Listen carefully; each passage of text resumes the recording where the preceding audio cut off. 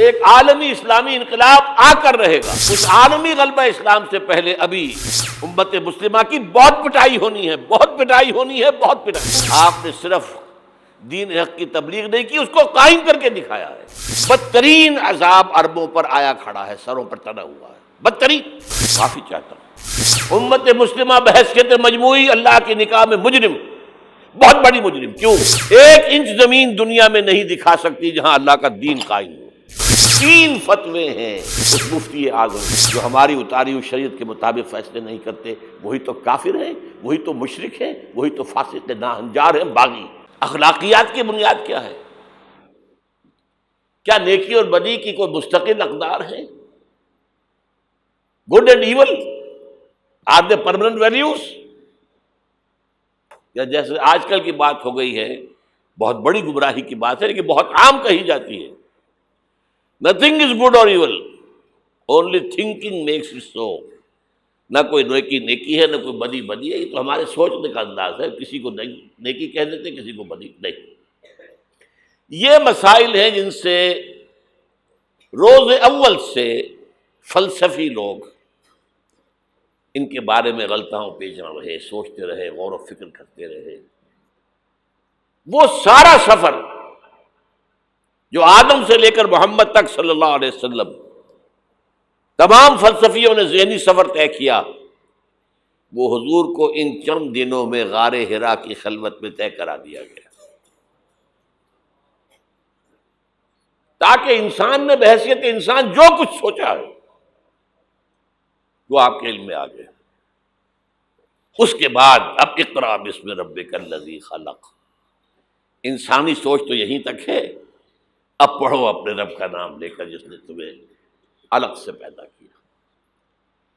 اور اس کے بعد پھر 2 حکم آئے. اب یہ غور و فکر کا ایک دور تو ختم ہو گیا، فلسفیانہ غور و فکر تکمیل کو پہنچا. ایک دوسرا شروع ہوا، اب ایک فکر دامنگیر ہوا. یہ میرے اوپر کتنی بڑی ذمہ داری آ گئی ہے، یہ معاشرہ ٹھیک ہو سکتا ہے، یہاں امکان ہے اصلاح کا. خود قرآن نے کہا انا سنلقی علیک قولا ثقیلا، ہم آپ پر ایک بہت بھاری بوجھ ڈالنے والے ہیں. اب یہ فکر دامنگیر ہوئی، اس کے لیے غور کرتے رہتے تھے، سوچتے رہتے تھے. تو دونوں یہ صورتیں شروع ہوتی ہیں. اے نبی اب یہ غور و فکر کا کام چھوڑیے، اب میدان میں آئیے، کمر کس لیجیے. یا ایھا المزمل قم یا ایھا المدثر قم. دونوں جگہ ایک ہی امر ہے، قم، کھڑے ہو جاؤ، کمر بستہ ہو جاؤ. لیکن عجیب بات ہے، میں چند منٹ لے رہا ہوں اس پر. رات کو کمر کسو، کھڑے رہو ہمارے سامنے. قم اللیل الا قلیلا نصفہ او انقص منہ قلیلا او زد علیہ ورتل القرآن ترتیلا. یہ مشقت، جان گسل، اگرچہ اخلاق کے اعتبار سے آپ انسانیت کی بلندی پر ہیں، انک لعلی خلق عظیم، لیکن یہ بوجھ جو آپ پر آیا ہے نبوت و رسالت کا، اس کے لیے آپ کو کچھ اور مشقت جھیلنے کے لیے تیاری کرنی ہوگی. ان ربک یعلم انک تقوم ادنی من ثلثی اللیل ونصفہ وثلثہ وطائفۃ من الذین معک. پھر اللہ نے بتایا بھی، اللہ کے علم میں ہے نبی کہ آپ اور آپ کے ساتھیوں کی جماعت کھڑی رہتی ہے رات کو 2/3 رات، یا کم سے کم نصف یا تہائی سے. یہ تو تھی وہ روحانی ایکسرسائز اور ترقی جو حضور اور صحابہ کرام سے کرائی گئی ہے آئندہ کے مراحل کے لیے. میدان میں آؤ تو کیا کرنا ہے؟ یا ایھا المدثر قم. قم کیا کرنا ہے دن میں؟ انذر، خبردار کرو انہیں. یہ بڑے بھلاوے میں آ گئے ہیں، دنیا نے انہیں ہم سے غافل کر دیا ہے. دنیا کی محبت میں آ کر یہ آخرت سے غافل ہو چکے ہیں. انہیں خبردار کیجیے، زندگی یہی زندگی نہیں ہے. مرنے کے بعد اٹھائے جاؤ گے، پورا حساب کتاب ہوگا زندگی بھر کا اعمال کا، اور اس کے بعد جزا ہوگی یا سزا ہوگی۔ وَإِنَّهَا لَجَنَّةٌ نَبَدَا أَوْ لَنَارٌ نَبَدَا۔ یہ انذار ہے، خبردار کرنا ہے۔ تو حضور کے بالفعل جو آپ کا مشن ہے اس میں شروع میں انذار غالب ہے۔ وہ تو اب تک کچھ لوگوں نے تسلیم کیا، کچھ لوگ ایمان لائے، کچھ لوگ قریب آئے، کچھ تربیت میں سے گزر رہے، انہیں بشارت دیتے تھے، تمہارے لیے بشارت ہے، سلام علیکم۔ یہاں تک کہا گیا ہے نبی یہ جو ہمارے مومن بندے آپ کے پاس آتے ہیں، وَخْفِضْ جَنَاحَكَ لِلْمُؤْمِنِينَ، ذرا اپنے کندھوں کے ان کے سامنے جھکا کر رکھا کیجیے، ان پر شفقت کیجیے، ان سے محبت کے ساتھ پیش آئیے۔ یہ ہمارا تحفہ ہے آپ کے لیے، ہم نے انہیں چنا ہے آپ کے لیے، یہ آپ کے صحابی بنیں گے، انقلاب کے اندر یہی تو دست و بازو ہوں گے۔ ٹھیک ہے ان میں غلام بھی ہیں، ان میں غریب بھی ہیں، ان میں مزدور بھی ہیں، لیکن یہی ہیں جو تاریخ کے دھارے کا رخ موڑیں گے۔ پھر بشارت کا دور آیا ہے بعد میں، شروع میں تو انذار ہے۔ یا میرا جی چاہ رہا میں آپ کو حضور کا ایک خطبہ اور سنا دوں انذار ہی کے حوالے سے۔ جب آیت آئی کہ اب انذر عشیرتک الاقربین، اے نبی اب اپنے قریب کے رشتہ داروں کو خبردار کیجیے۔ یہ جو مشن شروع ہوا حضور کا، یہ ہمارے آج کے واعظوں کے مانند نہیں ہے کہ دنیا بھر میں واعظ کہتے پھرتے گھر والوں کی خبر ہی نہیں، اولاد کدھر جا رہی ہے اس کے بارے میں فکر ہی نہیں۔ واعظ بہت بڑے ہیں، چیریٹی بگنز ایٹ ہوم، سب سے پہلے دعوت دیجیے اپنے گھر والوں کو اور اپنے رشتہ داروں کو۔ وانذر عشیرتک الاقربین، تو حضور نے حکم دیا حضرت علی کو رضی اللہ تعالی عنہ، علی ایک دعوت طعام کا بندوبست کرو اور سب بنی ہاشم کو بلا لو۔ بنو ہاشم میں زیادہ قریبی رشتہ دار، یہ آپ کو معلوم ہونا چاہیے کہ جیسے ہمارے ہاں ایک قبیلہ ہوتا ہے وٹو قبیلہ، اب وٹو میں مانے کے، لالے کے، شامد کے یہ ہوتے ہیں نا، پھر ان میں خاندان ہوتے ہیں، کوئی شاہ محمد تھا اس کی اولاد جو ہے وہ شامد کے ہو گئی، لالا کوئی ہوگا لالے کے ہو گئے، مانے کے ہو گئے، لیکن ہے سب وٹو۔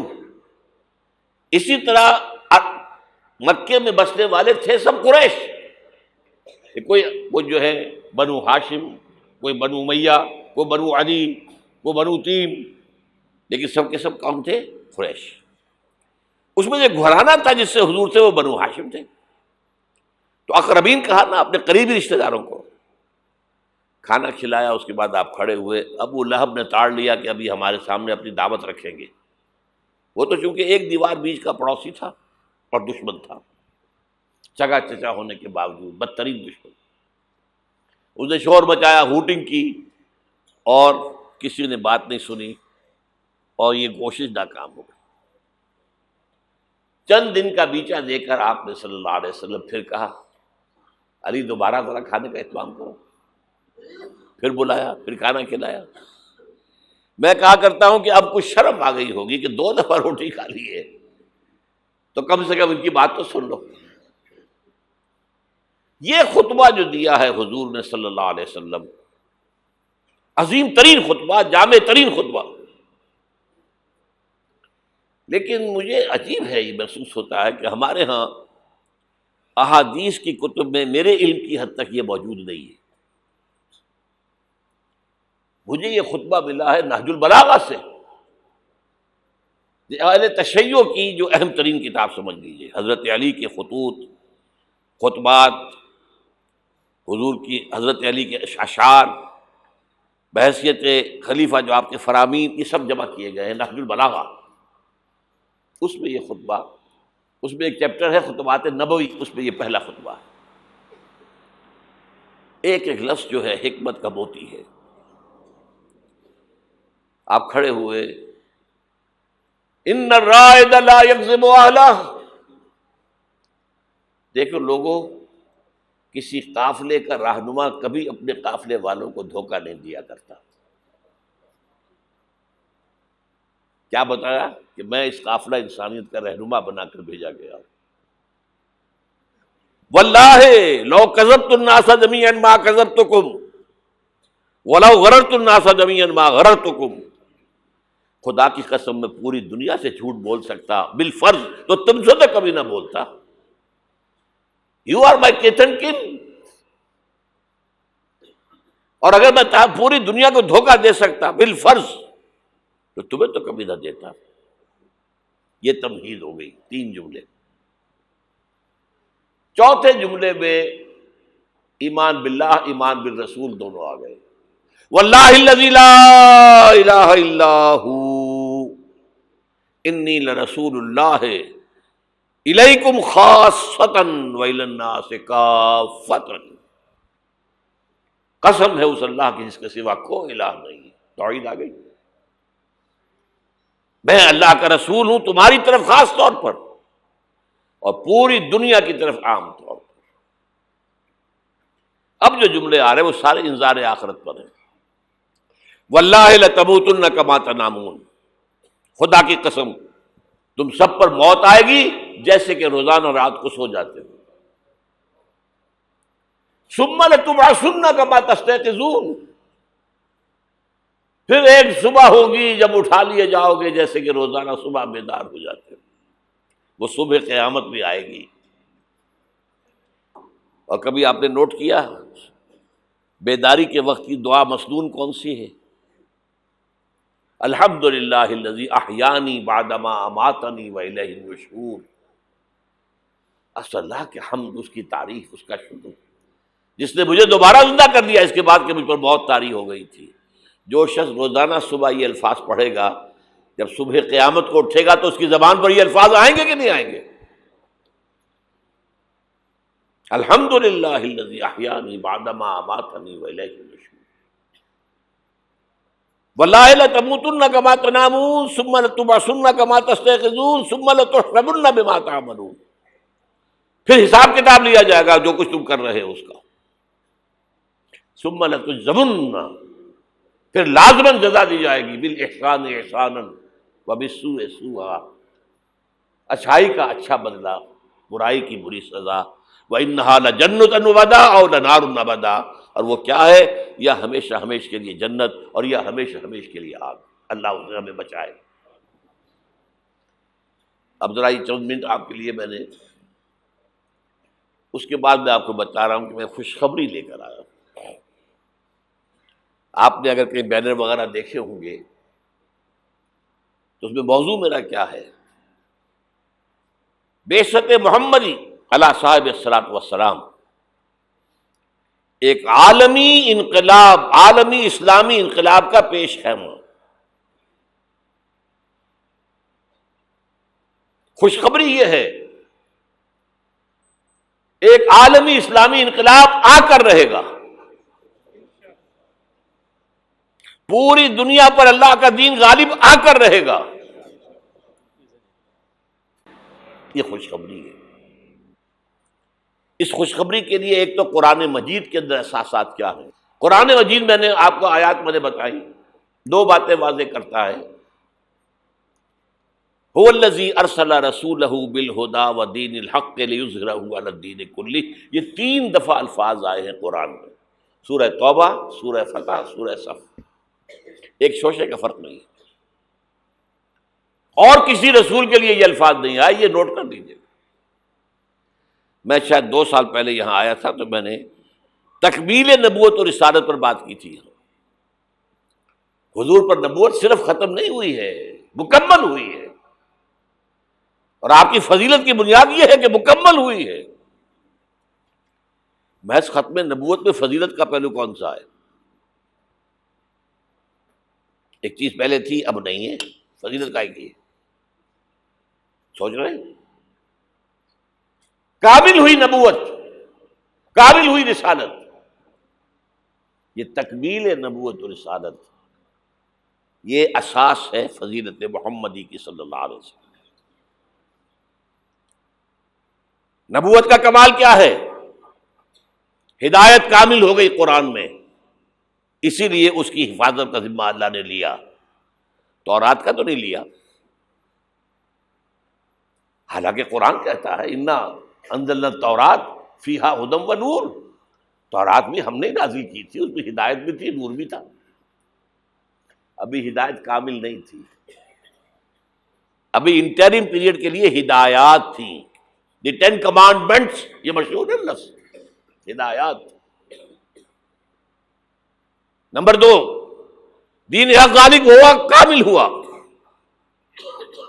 الیوم اکملت لکم دینکم واتممت علیکم نعمتی ورضیت لکم الاسلام دینا۔ تکمیل ہدایت قرآن میں، تکلیم نظام حق دین حق میں، تکمیل رسالت آپ نے صرف دین حق کی تبلیغ نہیں کی، اس کو قائم کر کے دکھایا ہے، اور تکمیل رسالت آپ پہلے اور آخری رسول ہیں اللہ کے، جو پوری نوع انسانی کے لیے بھیجے گئے۔ پہلے ہر رسول اپنی قوم کی طرف آتا تھا، وَإِلَىٰ عَادٍ أَخَاهُمْ هُودًا وَإِلَىٰ ثَمُودَ أَخَاهُمْ صَالِحًا وَإِلَىٰ مَدْيَنَ أَخَاهُمْ شُعَيْبًا إِنَّا أَرْسَلْنَا نُوحًا إِلَىٰ قَوْمِهِ۔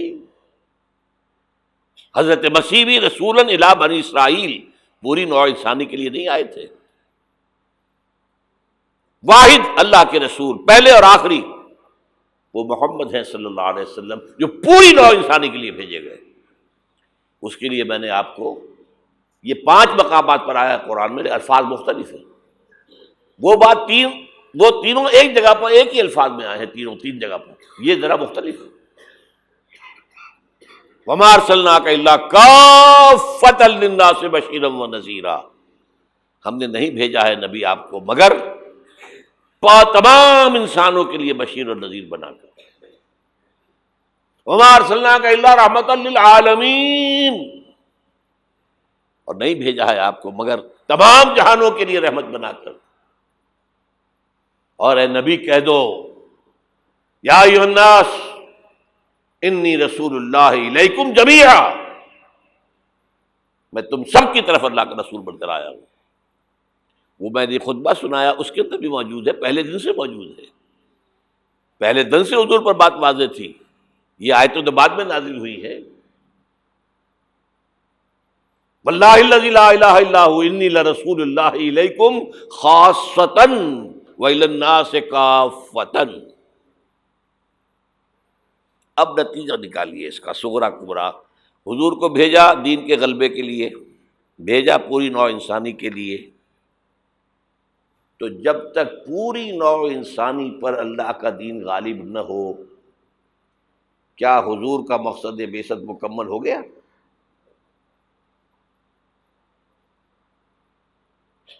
جزیرہ نماء عرب پر اللہ کا دین غالب ہو گیا، عربوں کی حد تک دین کی تبلیغ مکمل ہو گئی۔ اگر تو آپ صرف عربوں کے لیے آئے ہوتے تو آپ کا کام پورا ہو گیا تھا، آپ آئے پوری نوع انسانی کے لیے، پوری دنیا کے لیے۔ تو پھر اقبال کے لفظ میں سنیے، وقت فرصت ہے کہاں، کام ابھی باقی ہے، نور توحید کا اتمام ابھی باقی ہے۔ تو پوری دنیا جب تک اس نور توحید سے جگمگا نہ اٹھے، پوری دنیا جب تک نور رسالت سے منور نہ ہو جائے، اس وقت تک وقت فرصت ہے کہاں، کام ابھی باقی ہے۔ اور کیا ہو سکتا ہے کہ دنیا ختم ہو جائے اور حضور کی بعثت کا مقصد مکمل نہ ہو؟ ناممکن۔ تو قرآن سے ثابت ہوا کہ ایک عالمگیر اسلامی انقلاب آ کر رہے گا، جیسے حضور کے دست مبارک سے اور آپ کے حیات طیبہ کے دوران جزیرہ نماء عرب میں ایک اسلامی انقلاب آیا۔ اب اس میں حضور کی طرف سے حدیث سے سنیے، ایک حدیث ہے، بڑی پیاری حدیث ہے، حضور نے اپنے دور سے لے کر اور قیامت تک 5 ادوار کا ذکر کیا ہے۔ مجھے یاد نہیں رہا، ہم نے ان حدیثوں کو ایک 4 ورقے کی شکل میں بہت عام کیا ہے، لاکھوں کی تعداد میں شائع کیا ہے۔ میرا خیال تھا کہ میں لے آؤں گا یہاں بھی آپ کے لیے تحفے کے طور پر، بھول گیا میں۔ یہ حدیث جو ہے حضرت نعمان ابن بشیر سے ہے رضی اللہ تعالیٰ عنہ، اور مسند احمد ابن حنبل میں ہے رحمۃ اللہ علیہ۔ حضرت نعمان ابن بشیر فرماتے حضور نے ارشاد فرمایا تکون النبوۃ فیکم ما شاء اللہ ان تکون، لوگوں دیکھو نبوت تمہارے مابین رہے گی جب تک اللہ چاہے گا کہ رہے۔ ثم یرفع اللہ اذا شاء یرفعها، پھر جب اللہ چاہے گا اسے اٹھا لے گا۔ کیا مطلب؟ میں رہوں گا تمہارے مابین جب تک اللہ چاہے گا، پھر جب اللہ مجھے اپنے پاس بلا لے گا، میری وفات ہو جائے گی تو دور نبوت ختم ہو جائے گی۔ ثم تکون خلافۃ علی منہاج النبوۃ، پھر ایک دور ہوگا خلافت، لیکن نبوت کے نقش قدم پر، بالکل نقش قدم پر، ڈٹو، کاربن کاپی، کوئی فرق نہیں ہوگا، بال برابر بھی۔ اس کو ہم کہتے ہیں خلافت راشدہ۔ حدیث میں ہے خلافت علی منہاج النبوۃ، فتکون ما شاء اللہ ان تکون، وہ بھی رہے گا جب تک اللہ چاہے گا۔ ثم یرفع اللہ اذا شاء یرفع، جب اللہ چاہے گا اسے بھی اٹھا لے گا۔ پھر تیسرا دور آئے گا، ثم یکون ملکا عاضا، پھر ایک کاٹ کھانے والی ملوکیت کا دور آئے گا، بادشاہت، ملوکیت، کاٹ کھانے والی، ظالم۔ یہ دور ملوکیت ہے۔ بنو امیہ، بنو عباس، یہ خلفاء نہیں تھے، بادشاہ تھے، یہ ملوکیت تھی۔ واقعہ کربلا کب ہوا؟ انہی کے دور میں ہوا نا۔ واقعہ ہررا کب ہوا؟ انہی کے دور میں ہوا۔ 3 دن تک مدینے کو مباح کر دیا گیا فوجیوں پر، لوٹو جس کو چاہو، ریپ کرو جسے چاہو، مدینہ۔ یہ ہماری تاریخ کے واقعات ہیں۔ پھر سینکڑوں تابعین کو شہید کیا حجاج بن یوسف نے۔ یہ ہماری تاریخ ہے کہ نہیں؟ حضور خبر دے رہے ہیں، ملکن عاضن، کاٹنے والی، کٹکھنی ملوکیت کا دور آئے گا۔ فرمایا یہ بھی رہے گا جب تک اللہ چاہے گا، پھر اللہ جب چاہے گا یہ دور بھی ختم ہو جائے گا۔ ثم تکون ملکن جبریا، پھر ایک اور بادشاہت ہوگی جس میں غلامی ہوگی۔ کیا مطلب؟ یہ پہلی ملوکیت مسلمانوں کی تو تھی، کلمہ گو تو تھے، جھوٹے تھے یا سچے تھے، کلمہ گو تو تھے۔ اچھا برے بھی تھے تو اچھے بھی تھے، بہت اچھے لوگ بھی پیدا ہوئے۔ بادشاہوں میں بھی جو مثالیں مسلمان بادشاہوں کی ہیں، اچھے لوگوں کی، آپ کو دنیا میں نہیں ملیں گی۔ لیکن اس کے بعد کون سا دور آیا؟ ہماری اب ملکہ کون تھی؟ ملکہ وکٹوریہ۔ اب یہ ملوکیت جمع غلامی، کہیں پر برطانیہ، کہیں پر فرانس، کہیں پر اٹلی، کہیں پر اسپین، پورا عالم اسلام، کولونیلزم جسے آپ کہتے ہیں، یورپی استعمار جسے آپ کہتے ہیں، ملکن جبرین۔ لیکن جو خوشخبری ہے وہ کیا ہے؟ ثم تکون خلافۃ علی منہاج النبوۃ، پھر اس کے بعد دور آئے گا خلافت علی منہاج النبوت کا۔ یہ خوشخبری ہے۔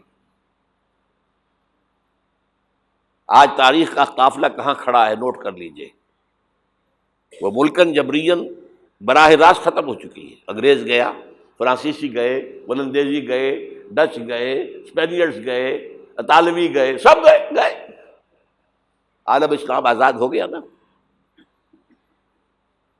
لیکن بائی پراکسی انہی کی حکومت جاری ہے، ابھی انہی کے ذہنی غلام،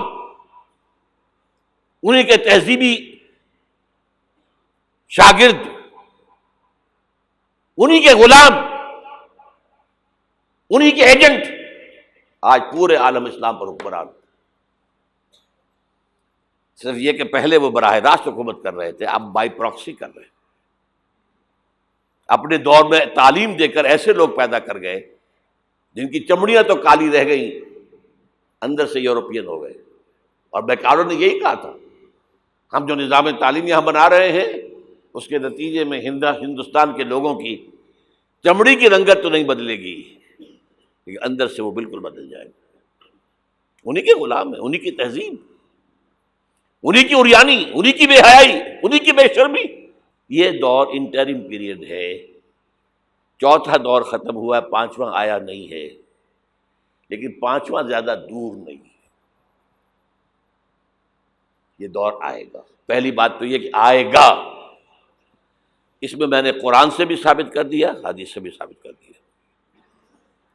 اس میں جو شک کرے میرے نزدیک اس کے ایمان میں شک ہے۔ اچھا، اب جب آئے گا تو کس شان سے آئے گا؟ اب جب آئے گا گلوبل ہوگا۔ ویسے بھی اب دنیا گلوبلائز ہو چکی ہے، آج تو آپ کہتے ہیں دنیا کیا ہے، اٹس اے گلوبل ولیج۔ اب جو نظام بھی یہاں ہوگا گلوبل ہوگا۔ اب اس میں دو حدیثیں آپ سن لیجئے۔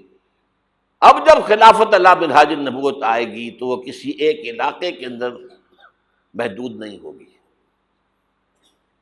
حضرت ثوبان رضی اللہ تعالیٰ عنہ حضور کے ایک غلام تھے جنہیں آپ نے آزاد کر دیا تھا، انہیں عربی میں کہتے ہیں مولا، ان ثوبان مولا رسول اللہ صلی اللہ علیہ وسلم، انہی کے ذہنی غلام،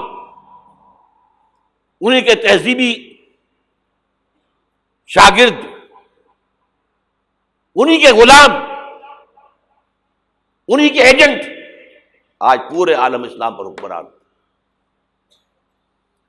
صرف یہ کہ پہلے وہ براہ راست حکومت کر رہے تھے، اب بائی پراکسی کر رہے ہیں۔ اپنے دور میں تعلیم دے کر ایسے لوگ پیدا کر گئے جن کی چمڑیاں تو کالی رہ گئیں، اندر سے یورپین ہو گئے۔ اور بیکاروں نے یہی کہا تھا، ہم جو نظام تعلیم یہاں بنا رہے ہیں اس کے نتیجے میں ہندوستان کے لوگوں کی چمڑی کی رنگت تو نہیں بدلے گی لیکن اندر سے وہ بالکل بدل جائے گا۔ انہی کے غلام ہیں، انہی کی تہذیب، انہی کی عریانی، انہی کی بے حیائی، انہی کی بے شرمی۔ یہ دور انٹرم پیریڈ ہے، چوتھا دور ختم ہوا ہے، پانچواں آیا نہیں ہے، لیکن پانچواں زیادہ دور نہیں ہے، یہ دور آئے گا۔ پہلی بات تو یہ کہ آئے گا، اس میں نے قرآن سے بھی ثابت کر دیا، حدیث سے بھی ثابت کر دیا۔ اس میں جو شک کرے میرے نزدیک اس کے ایمان میں شک ہے۔ اچھا، اب جب آئے گا تو کس شان سے آئے گا؟ اب جب آئے گا گلوبل ہوگا۔ ویسے بھی اب دنیا گلوبلائز ہو چکی ہے، آج تو آپ کہتے ہیں دنیا کیا ہے، اٹس اے گلوبل ولیج۔ اب جو نظام بھی یہاں ہوگا گلوبل ہوگا۔ اب اس میں دو حدیثیں آپ سن لیجئے۔ اب جب خلافت اللہ منہاج النبوت آئے گی تو وہ کسی ایک علاقے کے اندر محدود نہیں ہوگی۔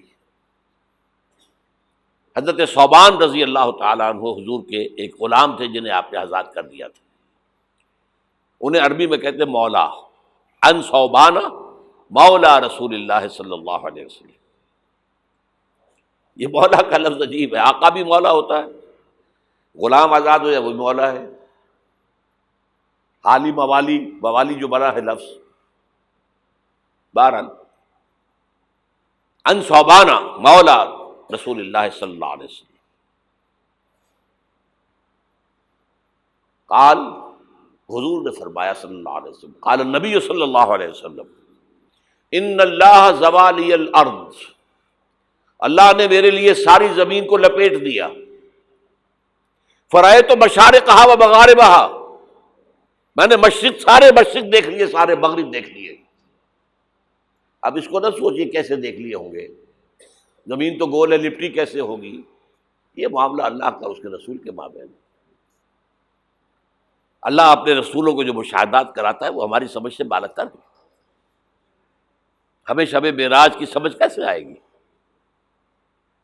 فَأَوْحَىٰ إِلَىٰ عَبْدِهِ مَا أَوْحَىٰ، ہمیں کیا پتا، کیا راز و نیاز کی باتیں ہوئی تھی، ہمیں کیا اندازہ؟ بہرحال حضور فرماتے ہیں ان اللہ زوالی الارض، زمین لپیٹ دی، فرأیت مشارقها و مغاربها، میں نے سارے مشرق دیکھ لیے، سارے مغرب دیکھ لیے، وَإِنَّ أُمَّتِي سب يَبْلُغُ مُلْكُهَا مَا ذُوِّيَ لِي مِنْهَا، سنو میری امت کی حکومت ان تمام علاقوں پر قائم ہوگی جو مجھے زمین کو لپیٹ کر دکھا دیے گئے۔ کوئی شک ہے؟ اگر شک ہو تو اپنے ایمان کی خیر بنائیے۔ یہ روایت صحیح مسلم کی ہے، صحیحین کی روایت جو ہے وہ تو سب سے ٹاپ۔ دوسری حدیث مقداد ابن الاسود رضی اللہ تعالیٰ عنہ سے، وہ فرماتے ہیں کہ حضور نے فرمایا لا يبقى على ظهر الارض بيت وبر ولا بدر الا ادخله الله كلمة الاسلام، اس زمین پر نہ کوئی گھر بچے گا اینٹ گارے کا بنا ہوا، نہ کوئی خیمہ ہوگا جو بالوں کے کمبلوں سے بنا ہوا ہو، مگر یہ کہ اس میں اللہ کلمہ اسلام کو داخل کر کے رہے گا۔ بعز عزیز او ذل ذلیل، یا تو کسی باعزت کے اعزاز کے ساتھ، وہ ایمان خود قبول کرے گا، اسلام اس کے اندر داخل ہوگا، اس کا بھی اعزاز ہوگا۔ وَلِلَّهِ الْعِزَّةُ وَلِرَسُولِهِ وَلِلْمُؤْمِنِينَ وَلَٰكِنَّ الْمُنَافِقِينَ لَا يَعْلَمُونَ، اور جو نہیں اسلام قبول کرے گا اسے نیچے ہو کر رہنا پڑے گا، یؤتوا الجزیۃ عن ید وہم صاغرون، انہیں اسلام کی سپریمیسی قبول کرنی پڑے گی۔ کوئی گھر نہیں بچے گا جس میں کہ اللہ کا کلمہ داخل نہ ہو جائے۔ حضرت مقداد کہتے ہیں پھر میں نے اپنے دل میں کہا وَيَكُونُ الدِّينُ كُلُّهُ لِلَّهِ، یہ جو سورہ انفال میں الفاظ آئے ہیں دین کل کا کل اللہ کے لیے ہو جائے تب تو یہ ہو جائے گا۔ تو اس خوشخبری کو سامنے رکھیے۔ حضور کا مقصد بعثت غلبہ دین، بھیجا گیا پوری نوع انسانی کے لیے، تکمیل اس وقت ہوگی جب پورے عالم انسانیت پر دین کا غلبہ ہو جائے، جیسے 1400 برس قبل عرب میں ہو گیا تھا، اور یہ ہو کر رہے گا۔ اس کی خبر 5 ادوار کے اعتبار سے حضور نے دے دی، اس کے گلوبل ہونے کی حضور نے 2 حدیثیں میں نے آپ کے سامنے رکھ دی، ہمیشہ وہ ہوگا۔ اور آج دنیا ادھر جا رہی ہے،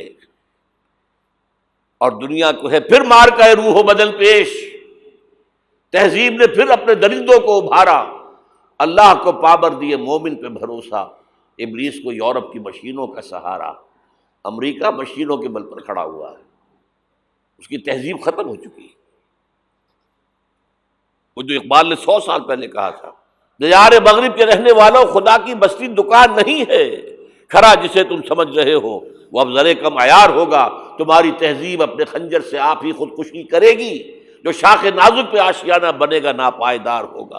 اور آج کیا ہوا ہے وہاں؟ صدر امریکہ فرماتا ہے، کلنٹن، جو اس کا آخری state of the union address تھا آخری، القریب امریکی قوم کی اکثریت حرام زادوں پر مشتمل ہوگی۔ اس کے الفاظ کیا ہیں؟ Born without any wedlock, کوئی شادی کا بندھن نہیں ہے، ماں باپ میں بچے پیدا ہو رہے ہیں، ان کو آپ کیا کہتے ہیں؟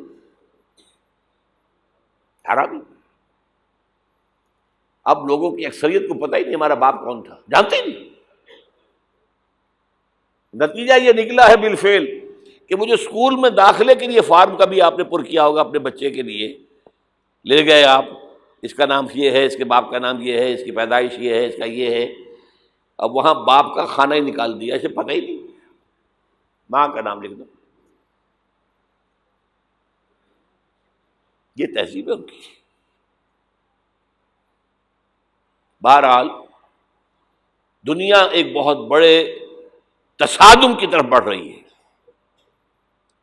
اب میں اس سے اگلی بات جو کہنا چاہتا ہوں اس کے لیے پہلے سے معذرت کر لوں، خوشخبری میں نے دی ہے تو بدخبری بھی مجھے دے دی۔ اس عالمی غلبہ اسلام سے پہلے ابھی امت مسلمہ کی بہت پٹائی ہونی ہے، بہت پٹائی ہونی ہے، بہت پٹائی ہونی ہے۔ یہ میں نہیں کہہ رہا، حضور نے کہا ہے۔ کتاب الملاحم احادیث کی کتابوں کے آخر میں یہ 4 ابواب جو آتے ہیں، جن کو عام طور پر علماء بھی نہیں پڑھتے، اس لیے کہ ان سے کوئی فقہی مسئلہ تو نکلتا نہیں، ان سے کوئی شرعی حکم نہیں نکلتا، وہ تو پیشین گوئیاں ہیں۔ کتاب الفتن، کیسے کیسے فتنے اٹھیں گے، کتاب الملاحم، کیسی کیسی جنگیں ہوں گی، کتاب اشراط الساعہ، قیامت کی جو علامات کیا ہوں گی، کتاب و علامات القیامہ، یہ کیا ہوں گے۔ ان ابواب کو پڑھیے تو آپ کو معلوم ہوگا اس دور کے آنے سے پہلے ابھی امت مسلمہ پر اللہ کے عذاب کے بہت سخت کوڑے پڑ گئے۔ معافی چاہتا ہوں۔ اگر رسولوں کی شان یہ تھی کہ وہ مبشر بھی تھے اور نذیر بھی تھے، تو میں بھی ایک ادنا غلام انہیں کا ہوں۔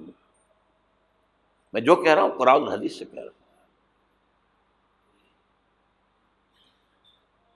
یہ عذاب کیوں آئے گا؟ امت مسلمہ بحیثیت مجموعی اللہ کی نگاہ میں مجرم، بہت بڑی مجرم۔ کیوں؟ 1 انچ زمین دنیا میں نہیں دکھا سکتی جہاں اللہ کا دین قائم ہو۔ یہ مذہب ہے، مسجدیں ہیں، حج ہے اور عمرے ہیں، یہ مذہب ہے۔ دین کہاں ہے؟ اللہ کا نظام کہاں ہے؟ دین حق کہاں ہے؟ وہ نظام عدل کہاں ہے؟ وہ نظام سیاست کہاں ہے؟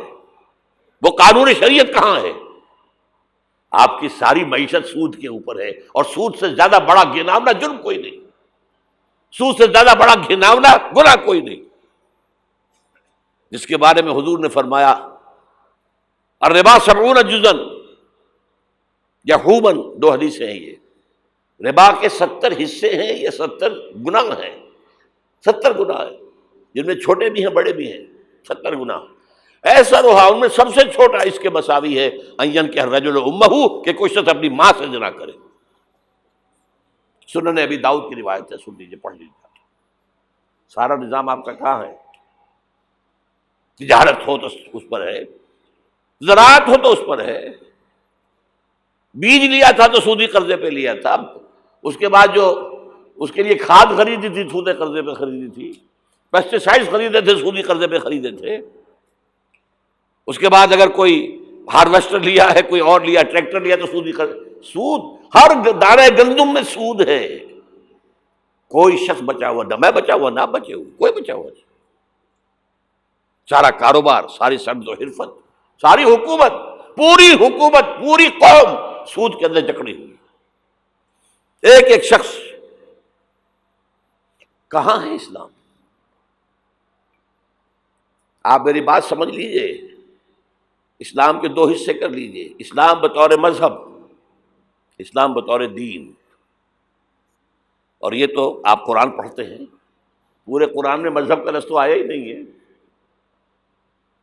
حدیث کے ذخیرے میں بھی میری امکان، میرے معلومات کی حد تک کہیں نہیں ہے۔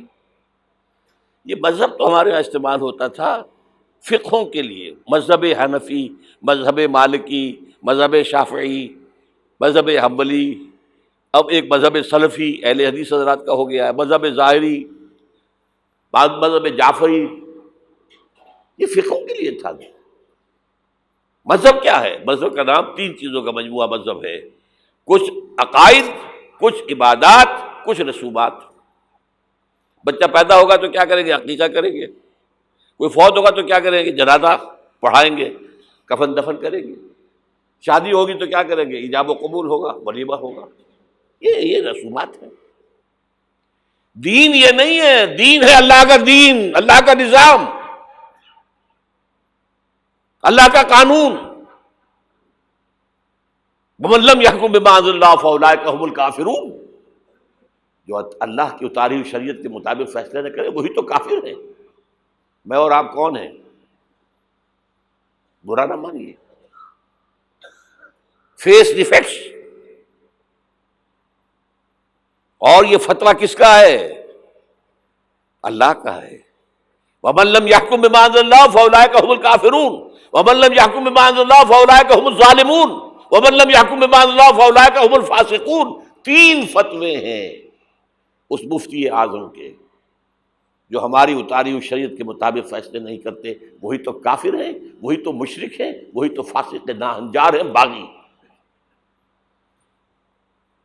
یہ ہے امت مسلمہ کا حال۔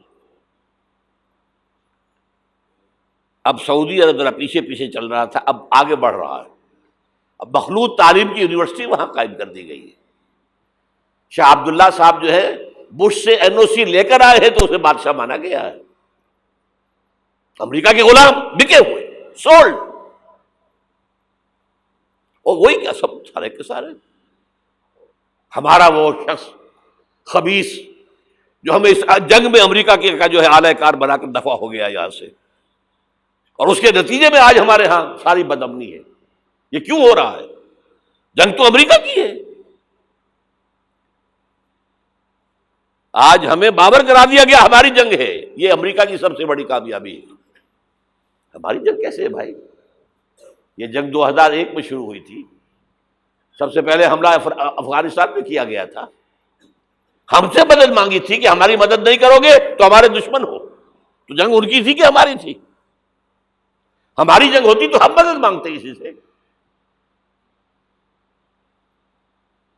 نہ کوئی جرم ثابت تھا اسامہ کا، نہ کوئی جرم ثابت تھا طالبان کا۔ جرم ایک ہی ہوا تھا کہ کچھ شریعت محمدی نمایاں ہو رہی تھی، اس کی برکات کا ظہور ہو رہا تھا۔ 90% عراق کے اندر امن قائم ہو گیا۔ یہ بات کہی اقبال نے 1936 میں، ان کی آخری نظموں میں سے ہے ابلیس کی وجہ سے شورا۔ اس میں ابلیس کہتا ہے کہ نہ مجھے جمہوریت سے کوئی ڈر ہے، میرا اپنا بنایا ہوا نظام ہے، وہی شیطانی نظام ہے یہ۔ ہم نے خود شاہی کو پہنایا جمہوری لباس، جب ذرا آدم ہوا ہے خود شناس و خود نگر۔ نہ اشتراکیت سے مجھے کوئی ڈر ہے، کب ڈرا سکتے ہیں مجھ کو اشتراکی کوچہ گرد؟ یہ پریشان روزگار آشفتہ بغض آشفتہ ہوں ہے، اگر کوئی ڈر خطر مجھ کو تو اس امت سے ہے، اس کی خاکستر میں ہے اب تک شرار آرزو۔ اس کے انگارے اوپر سے اس کے اوپر راکھ آ گئی ہے، نظر نہیں آ رہا، اندر آگ دہک رہی ہے، ان کے دلوں کے اندر آگ دہک رہی ہے۔ عصر حاضر کے تقاضاؤں سے ہے، لیکن یہ خوف ہو نہ جائے آشکارا شر پیغمبر کہیں۔ وہ شر پیغمبر ابھر کر افغانستان میں سامنے آ رہا تھا۔ Billions and billions of dollars جو ہے امریکہ دیتا ہے، افغانستان میں افیون کی کاشت بند نہیں ہوتی، اور ملا عمر کا ایک حکم اور کاشت زیرو ہو گئی۔ انہوں نے کہا یہ تو ہمارے لیے انتہائی بڑا خطرہ ہے، یہ نظام اگر ظاہر ہو گیا دنیا پر، اگر یہ ابھی کلی ہے کھل گئی پھول بن گئی تو کیا ہوگا؟ یہ شیطنت ختم ہو جائے گی۔ اس لیے تہس نہس کیا افغانستان، وہ جنگ ہے۔ اب وہاں سے جو لوگ بھاگ کر آ گئے تھے ہمارے قبائلی علاقوں میں آ کر آباد ہو گئے، کیونکہ خود امریکہ لے کر آیا تھا انہیں۔ جب روسیہ کے خلاف جنگ ہو رہی تھی تو جہاد جہاد جہاد کا غلغلہ بلند کر کے، یہ اسامہ ابن لادن خود امریکہ کا ایجنٹ تھا اس وقت، عمر عبد الرحمان امریکہ کا ایجنٹ تھا، ایک اور ایجنٹ کس کام کے لیے تھے؟ عبداللہ اعظم، یعنی وہ لے کر آ رہے تھے مسلمانوں کو، مجاہدین کو، وہ خلوص کے ساتھ کام کر رہے تھے کہ یہاں اسلام آئے گا، اس جہاد کے نتیجے میں اسلامی ریاست قائم ہوگی، اسلام کا غلبہ ہو جائے گا، آؤ آؤ آؤ۔ امریکہ نے اپنا کام نکلوایا، اپنے دشمن کا تہس نہس کرایا، پھر بھاگ گیا، اور اب ان کے خلاف، اور ہمارے لوگوں نے پکڑ پکڑ کر لوگ دیے ہیں، پیسے کمائے ہیں، ارب ارب ڈالر لیے ہیں، ایک ایک کی سر کی قیمت کہاں گئی؟ وہ جو آئی تھی کہاں گئی؟ وہ واپس امریکی بینکوں میں پہنچ چکی ہوئی۔ یہ طوفان ہے اس وقت جو ہمارے سر پر کھڑا ہے۔ جو میں نے کیا بات کہی ہے نوٹ کر لیجئے، ہم بحیثیت مجموعی اللہ کے مجرم ہیں، باغی ہیں۔ کیوں؟ ہم نے کلونیلزم سے آزاد ہونے کے بعد، جب تک انگریز تھا ہم کہتے تھے ہم کیا کریں، ہم تو مجبور ہیں۔ کہیں فرانسیسیوں کی حکومت تھی، کہیں ولندیزیوں کی تھی، کہیں ہسپانویوں کی تھی، کہیں اطالویوں کی تھی، کیا کریں؟ جب وہ سارا پردہ ہٹا دیا، کسی ملک نے قرآن کو اپنا امام نہیں بنایا، اللہ کی طرف رخ نہیں کیا، کسی نے رخ کیا ماسکو کی طرف، جمال عبد الناصر ہو یا وہ جو شام کا ہوتا تھا حافظ الاسد، ان کا کدھر تھا قبلہ؟ ماسکو، اور یا باقی سب کا واشنگٹن۔ ہم مجرم ہیں۔ اب ان مجرموں میں بھی ایک ذرا تجزیہ کرنا پڑے گا، کون زیادہ بڑا مجرم ہے۔ یہ جو ہماری کوئی 150 ارب 150 کروڑ 1.5 ارب مسلمان ہیں، ان کا تجزیہ کر لیجئے، 30 کروڑ کے قریب عرب ہیں، یہ امیین جن کا حضور نے کہا تھا تمہاری طرف خاص طور پر بھیجا گیا ہوں، انی لرسول اللہ الیکم خاصۃً۔ ان کو کتنا بڑا مقام ملا کہ محمد ان میں سے تھے صلی اللہ علیہ وسلم، یہ رتبہ بلند ملا جس کو ملا۔ ہاشمی تھے کہ نہیں تھے؟ قرشی تھے کہ نہیں تھے؟ اور نمبر 2، ان کی زبان میں اللہ کا کلام ہے۔ ہم تو کیسے پڑھیں اللہ کا کلام؟ عربی سیکھیں، گرامر سیکھیں، گردانے رٹیں، چٹائی توڑ تعلیم حاصل کریں تو قرآن پڑھیں نا۔ ان کی تو مادری زبان میں ہے، پھر انہوں نے امام نہیں بنایا تو سب سے بڑے مجرم وہ ہیں۔ باقی جو 120 کروڑ ہے ان میں نمبر 2 ٹاپ کا مجرم مسلمانوں نے پاکستان میں۔ وائی تم نے ایک ملک کی تقسیم کرائی، ہم سے دعائیں کی تھی کہ اللہ انگریز کی غلامی سے نکال کر ہمیں ہندو کی غلامی مت دے دے، اے اللہ ہمیں ایک آزاد ملک دے دے، علیحدہ ملک دے دے، اللہ تیرے دین کا بول بالا کریں گے، تیرے دین کا نمونہ دکھائیں گے دنیا کو۔ یہ علامہ اقبال کا خواب تھا جو 1930 میں انہوں نے دیکھا تھا۔ ایک تو یہ کہ ہندوستان کے شمال مغرب میں ایک آزاد اسلامی ریاست قائم ہوگی، آزاد مسلمان ریاست۔ وہ تو 17 سال کے بعد ہو گئی، 37 کا خطبہ تھا، 47 میں قائم ہو گئی۔ دوسرے یہ کہ اگر ایسا ہو گیا تو ہمیں موقع مل جائے گا کہ اسلام کے چہرے پر جو داغ دھبے عرب ملوکیت، عرب امپیریلزم، شہنشاہیت کے دور میں آ گئے تھے، اب دنیا تو دیکھتی ہے نا بنو امیہ کا دور کیسا تھا۔ آخر ہماری تاریخی کا داغ ہے نا، واقعہ کربلا کس کا داغ ہے؟ واقعہ ہررا کس کی تاریخ کا داغ ہے؟ ہمارے چہرے کا داغ ہے نا، تاریخ تو ہماری ہے۔ ہم یہ چہرے پر، اسلام کے چہرے سے یہ داغ دھبے دھو کر اصل اسلام اور اس کا عہد حاضر کے تقاضوں کے مطابق ایک نظام قائم کر کے دنیا کو دکھائیں گے، ایک مثال ہوگی۔ اور قائد اعظم نے کہا تھا یہ ایک روشنی کا مینار ہوگا۔ But we went back upon our promise، ہم نے اللہ سے وعدہ، اللہ نے کہا ٹھیک ہے لو۔ سورہ اعراف میں ذکر ہے حضرت موسیٰ کی آمد کے بعد کہا تھا بنی اسرائیل نے، اے موسیٰ ہم پر تو تمہارے آنے سے پہلے بھی ظلم ہو رہا تھا اور تمہارے آنے کے بعد بھی ہو رہا ہے، تمہارے آنے سے ہمیں تو کوئی حاصل ہوا نہیں۔ سورہ اعراف میں ان کا قول ہے عصا ربکم ان یہلک عدوکم ویستخلفکم فی الارض فینظر کیف تعملون۔ قریب ہے کہ تمہارا رب تمہارے دشمن کو ہلاک کر دے، فرعون اور لاؤ لشکر کو غرق کرے، تمہیں دنیا میں حکومت دے، پھر دیکھے گا تم کیا کرتے ہو۔ اللہ نے ہمارے دشمن کو قتل کیا ہے۔ گاندھی کے لیے یہ موت سے کم بات نہیں تھی، کانگریس کے لیے یہ موت سے کم بات نہیں تھی۔ بھارت ماتا کے ٹکڑے، کچھ ہی دنوں پہلے گاندھی نے کہا تھا میری لاش کے اوپر پاکستان بن سکتا ہے، بنا؟ کیسے بن گیا؟ تو اللہ کا فیصلہ ہے، یہ معجزہ تھا۔ رمضان المبارک کی 27ویں شب کو نازل ہوا یہ، جو رات نزول قرآن کی ہے وہی رات نزول پاکستان کی ہے، معجزہ تھا۔ لیکن تم نے تو محل بنائے ہیں، تم نے دنیا بنائی ہے، تم نے موٹر وے بنا لی ہے، ہمارا دین کہاں ہے؟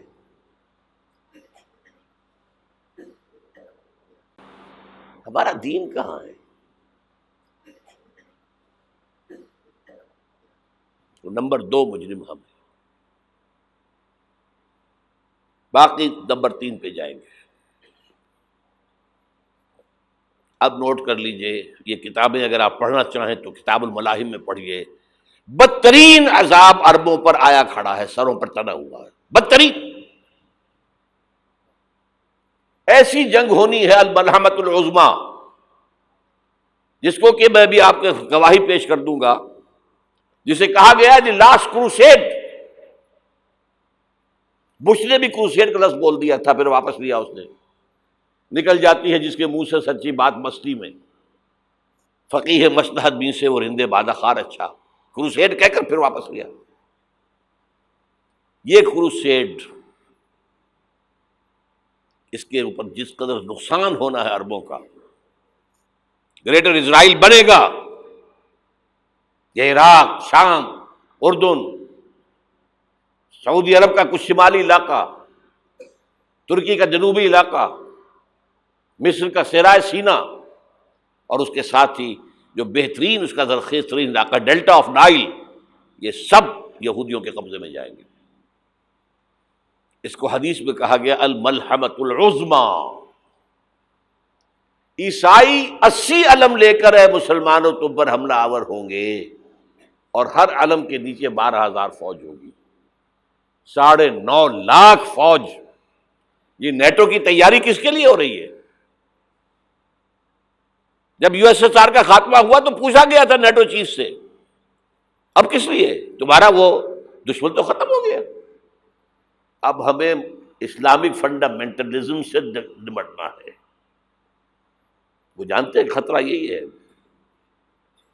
اب اسلام ابھر سکتا ہے، مسلمانوں کے سینوں کے اندر وہ آگ ہے، اوپر خاکستر آ گیا ہے، تم کہیں اٹھانا بیٹھنا، یہ اندر تو انگارہ ہے، اوپر سے راکھ ہے، اس سے دھوکہ نہ کھا جانا ان کے دلوں کے اندر۔ اور بش نے کہا تھا مسلمان چاہتے ہیں کہ ہسپانیہ سے لے کر انڈونیشیا تک نظام خلافت قائم کریں، اور میں حیران ہوا تھا کہ اس کمبخت کو ہسپانیہ کا خیال کیسے آ گیا؟ ہمیں تو کبھی آتا ہی نہیں، اب ہم تو بھول گئے، وہ تو 500 برس پرانی بات ہے جبکہ وہاں سے ہمیں نکال دیا گیا تھا۔ اگرچہ اقبال نے کہا تھا ہے ارض فلسطین پہ یہودی کا اگر حق، ہسپانیہ پر حق نہیں کیوں اہل عرب کا؟ ہسپانیہ میں تو 800 سال حکومت کی مسلمانوں نے، اور ابھی 500 برس ہی گزرے ہیں نا۔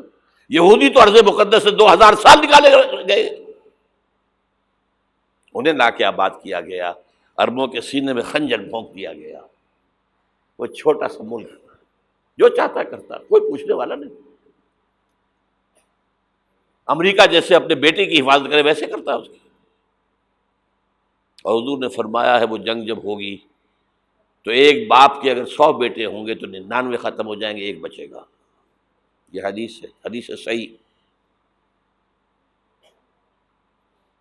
اور آپ نے فرمایا ویل للعرب من شر قد اقترب، عربوں کے لیے ہلاکت ہے، عربوں کے لیے بربادی ہے اس شر سے جو قریب آ چکی ہے۔ اور آج جس طرح انہوں نے ان کی تہذیب کو اختیار کر لیا ہے، دبئی جا کر دیکھیے، بدترین مغربی معاشرہ جو ہے وہ دبئی کے اندر ہم نے قائم کر کے دکھا دیا۔ اب سعودی عرب اس راستے پر بڑھ رہا ہے۔ اور اس کے بعد نمبر 2 پر جو ہے ہم پاکستانی ہیں، لیکن میں اس کے وہ پہلی بات جو کہہ رہا ہوں وہ تو یقینی ہے، اس میں تو احادیث صحیحہ موجود ہے۔ اگرچہ اس کے بعد پانسا پلٹے گا، پھر حضرت مہدی کا ظہور ہوگا، حضرت عیسیٰ کا نزول ہوگا، اور وہ گریٹر اسرائیل گریٹر گریو یارڈ بنے گا یہودیوں کا، ایک ایک یہودی قتل ہوگا اور دفن ہوگا۔ یہ بات میں ہونا ہے، میں پہلی بات بچ کر رہا ہوں۔ وہ پانسا پلٹے گا جب پلٹے گا، ابھی جو سامنے ہے وہ کیا ہے؟ جس ملحمۃ العظمی کہا حضور نے، جسے آرمگیڈون کہتے ہیں عیسائی۔ آرمگیڈون کی اگر کہیں جا کر آپ دیکھیں گے، آپ ڈکشنری میں مانی تو کیا لکھا ہے؟ A very big war which will be fought between the forces of evil and good before the end of this world۔ اس دنیا کے خاتمے سے پہلے خیر اور شر کی قوتوں کے درمیان بہت بڑی جنگ ہوگی۔ ارمجدون اسے کہتے ہیں عربی میں، اور آرمگیڈون اسے کہتے ہیں انگریزی کے اندر۔ اور یہ بائبل کی آخری کتاب کے اندر ہے، جو اس میں کہ مکاشفات یوحنا، ریولیشنز آف سینٹ جان. یہ تو میں کہہ رہا ہوں یقین کے ساتھ، اور زیادہ دور نہیں ہے، آیا چاہتا ہوں. اس لیے کہ یہودیوں کا اور عیسائی جو کنزرویٹوز ہیں، نیو کنزرویٹوز، ان کا 5 نکاتی ایجنڈا ہے متفق علیہ، جس کے تحت کہ یہ جنگ صلیبی شروع کی گئی ہے. وہ سن لیجئے آپ. آرمیگیڈون نمبر 1، گریٹر اسرائیل قائم ہو جانا اس کے نتیجے میں نمبر 2، مسجد اقصی اور قبۃ الصخرہ کو گرانا نمبر 3، وہاں تھرڈ ٹیمپل، وہ مسجد جو حضرت سلیمان نے بنائی تھی 1000 قبل مسیح میں، پھر برباد کی تھی نبوکدنضر نے، دوبارہ بنائی گئی، پھر دوبارہ ختم ہوئی 70 عیسوی تک گری پڑی ہے. ان کا خانہ کعبہ گرا ہوا ہے 70 عیسوی سے لے کر آج تک. ایک دیوار ہے ویلنگ وال، جہاں جاتے ہیں، روتے ہیں، پیٹتے ہیں، ماتم کرتے ہیں، وہاں وہ بنے گا تھرڈ ٹیمپل. اور نمبر 4، اس میں لا کر رکھا جائے گا تخت حضرت داؤد کا. یہ تخت کہاں ہے اس وقت؟ یہ لندن شریف کے اندر، جو ان کی پارلیمنٹ کا جو چرچ ہے، ویسٹ منسٹر ایبے، اس میں رکھا ہوا ہے. ایک پتھر تھا جس پر بٹھا کر حضرت داؤد کی تاج پوشی ہوئی، پھر حضرت سلیمان کی ہوئی، پھر وہ پتھر رکھ دیا گیا جب حضرت سلیمان نے بنایا ہیکل مسجد اقصی، وہاں رہا وہ. ہر بادشاہ جو تھا یہودی اسی کے اوپر بٹھا کر اس کی تاج پوشی ہوتی تھی. سن 70 میں ٹائٹس نے گرایا اسے، ہیکل کو، وہ پتھر لے گیا، وہاں سے روم گیا، روم سے آئرلینڈ گیا، آئرلینڈ سے اسکاٹ لینڈ آیا، اسکاٹ لینڈ سے انگلینڈ آیا، اور اب وہ رکھا ہوا ہے 14ویں صدی عیسوی سے آج تک. وہ ویسٹ منسٹر ایبے میں رکھا ہوا، ایک کرسی کی سیٹ میں اسے بنا دیا گیا ہے تخت کی شکل میں. اب انگریزوں میں کوئی ملکہ ہو، کوئی بادشاہ ہو جس کی بھی تاج پوشی ہونی اس میں ہوتی. یہ لا کر رکھا جائے گا تھرڈ ٹیمپل میں، اور اس پر یہودیوں کے خیال کے مطابق ان کا مسیحا آئے گا جو مسیح دجال ہوگا. عیسائیوں کے خیال کے مطابق حضرت عیسیٰ آئیں گے، وہ ہمارا بھی خیال ہے حضرت عیسیٰ آئیں گے علیہ الصلوۃ والسلام. بہرحال یہ تو بات کی باتیں ہیں نا. اس وقت جو میں عرض کر رہا ہوں، عربوں پر بہت بڑا عذاب، اور پاکستان کا معاملہ البتہ یہ ہے، میں یقین سے نہیں کہہ سکتا. ہینگنگ ان دی بیلنس، ہو سکتا ہے اللہ تعالیٰ ہم پر رحم فرمائے، ہو سکتا ہے، اگرچہ اس کی کچھ شرائط ہوں گی. چمن کے مالک اگر بنا لیں موافق اپنا شعار، اب بھی چمن میں آ سکتی ہے پلٹ کر چمن سے روٹھی بہار، اب بھی ہو سکتی ہے. اور یہ بھی ہو سکتا ہے کہ اللہ تعالیٰ نے معجزانہ طور پر ہمیں ملک دیا، ہم نے اللہ سے بدعہدی کی، وعدہ خلافی کی، غداری کی، لہذا سزا دی جائے اور ہم سے یہ ملک چھین لیا جائے. It's just possible. دور نہ سمجھے، اسے انہونی بات نہ سمجھے. جو گھیراؤ ہو رہا ہے آپ کے مغرب میں نیٹو فورسز اور مشرق میں بھارتی فورسز گدھوں کی طرح بیٹھے ہوئے انتظار کر رہے ہیں پاکستان اور ڈسٹیبلائز ہو جائے، یہاں اور بدامنی ہو جائے. اب لاہور میں پھر آج دھماکے ہو گئے ہیں. 2 دن پہلے کا دھماکہ میں سہ کے آیا ہوا ہوں، آپ کے سامنے بیٹھا ہوں. وہ جانیں بچی ہیں جو ہماری اکیڈمی کا حشر ہوا، وہ تو میں آپ کو نہیں بتا سکتا. یہ سارا کیوں ہو رہا ہے؟ تاکہ یہاں بدامنی ہو جائے اور ہمیں جواز مل جائے. مغرب سے نیٹو فورسز داخل ہو جائیں، مشرق سے بھارتی فورسز آ جائیں، اور ہمارے ایٹمی دانت توڑ کر اور پھر ہمیں بھارت کے سامنے ڈال دیا جائے. Now do as you like. یہ ان کا نقشہ ہے. ہوگا کیا وہ اللہ جانتا ہے، ہوگا وہ جو اللہ چاہے. لیکن اللہ کا چاہنا جو ہے وہ کس پر منحصر ہے؟ یہاں انقلاب برپا کرو، یہاں اسلام لاؤ. اگر دھندوں میں لگے رہو گے تو وہ خود بخود نہیں آ جائے گا انقلاب. صحابہ نے جانیں دی تھی، کتنی تکلیفیں اٹھائی تھی. 12 برس تک مکی دور کے اندر با نشہ درویشی در ساز و دمادم زن، جو پختہ شبی خدرا بر سلطنت جم زن.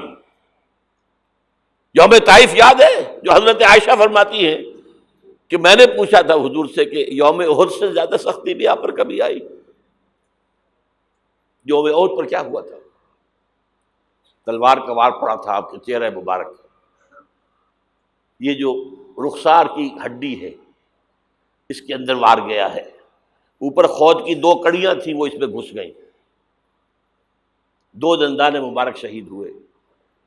وہ خود کی کڑیاں ایک صحابی نے اپنے دانتوں سے پکڑ کے کھینچنے کی کوشش کی، دانت نکل گئے، وہ نہیں نکلی، کیا جتن کر کے نکالی گئی ہوگی تو خون کا فوارہ آیا، اتنا خون گیا ہے کہ آپ بے ہوش ہو گئے، گر گئے، اور مشہور یہ ہو گیا کہ آپ کا تو انتقال ہو گیا، شہادت ہو گئی۔ یہ سیرت کبھی پڑھی ہے؟ حضرت عائشہ کے ہوش کا تو یہی دور تھا نا، یوم طائف میں تو آپ کی کیا تھی، بچی تھی، انہیں کیا پتا کیا ہو رہا ہے حضور کے ساتھ۔ 3 دن تک حضور مکے کی گلیاں اور وہاں کے اوباش لوگ پتھراؤ کر رہے گئے تھے اس امید میں کہ شاید وہاں کا کوئی سردار ایمان لے آئے، تو یہاں تو ابو طالب بھی فوت ہو گئے، یہی دنیاوی سہارا تھا، خاندانی سہارا تھا ابو طالب کے ذریعے، اور گھر میں ایک دلجوئی کرنے والی رفیقہ حیات تھی، وہ بھی، ان کا بھی انتقال ہو گیا۔ آپ نے کہا یہ عام الحزن ہے، اب تو سب کو طے ہو گیا قریش کو کہ اب جیسے قتل کر دو ان کو، اسی لیے آپ گئے طائف، شاید وہاں کا کوئی بڑا سردار مانے ایمان لے آئے مجھ پر تو میں اپنا مرکز ادھر شفٹ کر دوں۔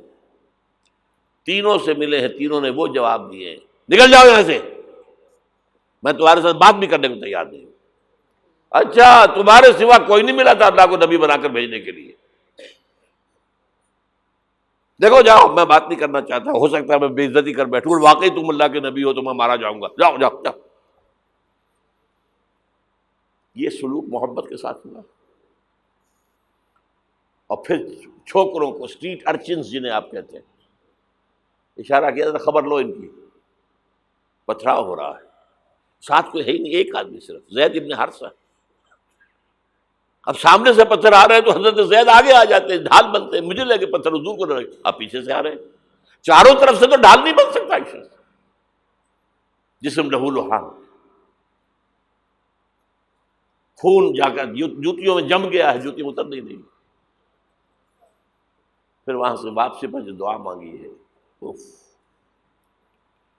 اللہم الیک اشکو ضعف قوتی وقلت حیلتی وہوانی علی الناس، اے اللہ تیری جناب میں فریاد لے کر آیا ہوں اپنی قوت کی کمی کا، اپنے وسائل کی کمی کا، اور جو ذلت و خواری ہو رہی ہے لوگوں کے سامنے، الا ملتقننی، مجھے کس کے حوالے کر دیا ہے، الا بعیدی یتجہمنی، یہ میرے اوپر ہجوم کر کے آ جائے، حملہ کرے، اور عدو من لگتا امرے، یہ دشمن کے حوالے میرا معاملہ کیا، جو چاہے کر دے وہ۔ لیکن پھر عبدیت غالب آتی ہے، ان لم یکن علی غضبک فلا ابالی، اے اللہ اگر تو ناراض نہیں ہے تو مجھے کوئی پرواہ نہیں، سر تقسیم خم ہے جو مزاج یار میں آئے، مجھے اندیشہ یہ ہے کہ تو ناراض تو نہیں ہو گیا۔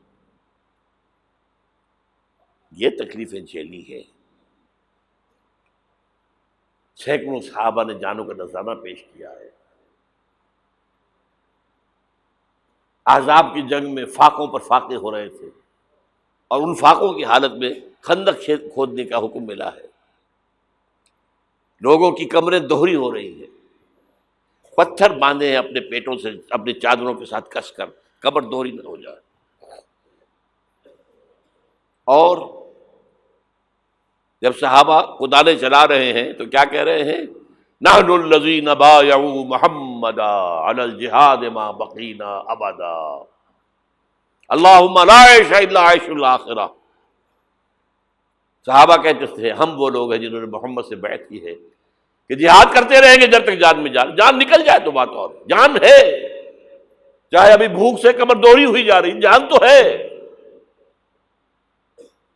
اور ایک دفعہ کہتے تھے اللہم لا عیش الا عیش الاخرہ، اللہ عیش، زندگی تو آخرت کی زندگی ہے۔ اور حضور فرماتے تھے، حضور کے بیٹھے ہوئے نہیں تھے گاؤں تکیہ لگا کر، پتھر اٹھا کر خندق میں سے لے جا کر باہر پھینک رہے تھے، جب صحابہ کہتے ہیں اللہم لا عیش الا عیش الاخرہ، حضور فرما رہے ہیں فاغفر الانصار والمہاجرہ، اے اللہ ان انصار اور مہاجرین کی مغفرت فرما دے۔ پھر حضور کی خدمت میں کچھ لوگ آئے، حضور اب یہ فاقہ ناقابل برداشت ہو گیا، دیکھیے ہم نے یہ پتھر باندھے ہوئے اپنے پیٹوں کے ساتھ۔ حضور نے کرتا اٹھا کر دکھایا، وہاں 2 پتھر بندھے ہوئے۔ یہ ہے سیرت النبی۔ آپ کس چیز کو سیرت النبی سمجھتے ہیں؟ بہرحال اس موضوع پر میری ایک کتاب ہے منہج انقلاب نبوی، کہ انقلاب کیسے آیا تھا۔ اگر دل میں ذرا بھی آرزو پیدا ہو گئی ہو کہ اللہ قبول کر لے مجھے بھی، مجھے قبول کر لے اس کام کے لیے، تو وہ کتاب آپ کے لیے مسٹ ہوگی، اس کا پڑھنا۔ وہ جو ہمارے مکتبے نے شائع کی ہوئی ہے اچھے سفید کاغذ پر، وہ تو 200 روپے کی ہے، لیکن ہمارے تنظیم کے طرف سے تاکہ کم استطاعت والے لوگ بھی استفادہ کر سکیں، وہ 70 روپے کی قیمت، اور شاید وہ 50 ہی میں آپ کو مل جائے، وہ یہاں مل جائے گی۔ باہر پڑھیے خدا کے لیے، وہ سیرت اس میں آپ کو ملے گی، سیرت ان جلوسوں میں نہیں ہے، سیرت ان درود کی محفلوں میں نہیں ہے، سیرت ان نعتوں کے اندر نہیں ہے۔ کہاں ہے؟ کسی نے یہ واقعات آپ کو بتائے؟ تو منہج انقلاب نبوی، پھر 5 چھوٹی کتابوں کا ایک سیٹ میں آپ کے لیے بنا کر لے کر آیا ہوں۔ وہ بہت تھوڑی تعداد میں آج جمعے کے اندر بک گیا ہے، اکثر حصہ بہت تھوڑی تعداد میں رہ گیا۔ حب رسول کے تقاضے کیا ہیں، سوچا کبھی؟ ہمارے حضور سے تعلق کی بنیادیں کیا ہیں، سوچا کبھی؟ رسول کامل 12 تقریریں میری ہیں جو پاکستان ٹیلی ویژن پر ہوئی تھی 1981 میں، ربیع الاول کے 12 دنوں میں ایک تقریر روز۔ یہ کتابیں باہر، اور آج کے دور میں خاص طور پر جہاد کسے کہتے ہیں؟ جہاد کی حقیقت کیا ہے؟ حقیقت جہاد، اور یہ جو انقلاب کا پروسیس ہے اس کا اختصار کے ساتھ رسول انقلاب کا طریقہ انقلاب کیا تھا۔ یہ 5 کتابوں کا ایک سیٹ جو ہے وہ 150 روپے کا باہر مل جائے گا، آپ لینا چاہیں پڑھیں، سنیں، سمجھیں۔ جو کچھ ہم حضور سے محبت کے جو اظہار کر رہے ہیں، جس طریقے سے کر رہے ہیں، اس سے ہمارا تعلق ثابت ہو رہا ہے حضور سے۔ اب میں یہاں آپ کو اختصار سے بیان کرتا ہوں حضور کا طریق انقلاب کیا تھا، اختصار کے ساتھ، تفصیل سے ان کتابوں میں دیکھیے۔ نمبر 1، دعوت ایمان بذریعہ قرآن، یتلو علیہم آیاتہ۔ آج جمعے میں نے اسی آیت پر تقریر کی ہے، تلاوت آیات، قرآن پڑھ کے سناؤ، قرآن پڑھ کے سناؤ، قرآن پڑھ کے سناؤ۔ اس قرآن کے ذریعے سے دلوں میں ایمان پیدا ہوگا، یقین والا ایمان۔ دیکھیے برا نہ مانے، مغالطے میں نہ رہیے، میرے اور آپ کے دلوں میں ایمان نہیں ہے، عقیدہ ہے، عقیدہ ہے، والدین سے ملا ہے۔ یقین والا ایمان کہاں ہے؟ اپنے گریبان میں جھانکیے، اللہ آپ کو توفیق دے۔ کیا مجھے واقعی یقین ہے کہ مجھے مرنے کے بعد جی اٹھنا ہے؟ کیا مجھے یہ واقعی یقین ہے کہ اصل زندگی آخرت کی زندگی ہے؟ کیا مجھے واقعی یقین ہے کہ قرآن اللہ کا کلام ہے؟ ٹٹولیے اپنے دلوں کو۔ اگر یقین ہوتا کہ اللہ کا کلام ہے تو آپ اس کو سمجھنے کے لیے عربی بھی نہ سیکھ سکتے؟ انگریزی آپ پڑھیں، اور پڑھی آپ نے ایسی کہ انگریزوں کو پڑھا دیں، کیا نہیں کیا؟ پی ایچ ڈیز کر رہے ہیں، کون کون سے فنون نہیں سیکھے، ڈاکٹر، اتنی عربی نہیں سیکھی۔ تمہارا دعویٰ ہے کہ تمہارا یقین تھا میری کتاب پر، اللہ پوچھے گا تمہارا سلوک کیا تھا میری کتاب کے ساتھ؟ تم نے پڑھا اس کو، سمجھا اسے سمجھنے کے لیے عربی سیکھی؟ نہیں، تو تم جھوٹ بول رہے ہو، تمہارا کوئی ایمان نہیں تھا میری کتاب۔ ما آمن بالقرآن من استحل محارمہ، جنہوں نے سود کو اپنے پورے نظام کی جڑ بنیاد بنایا ہو، ان کا ایمان کوئی ہے اللہ پر؟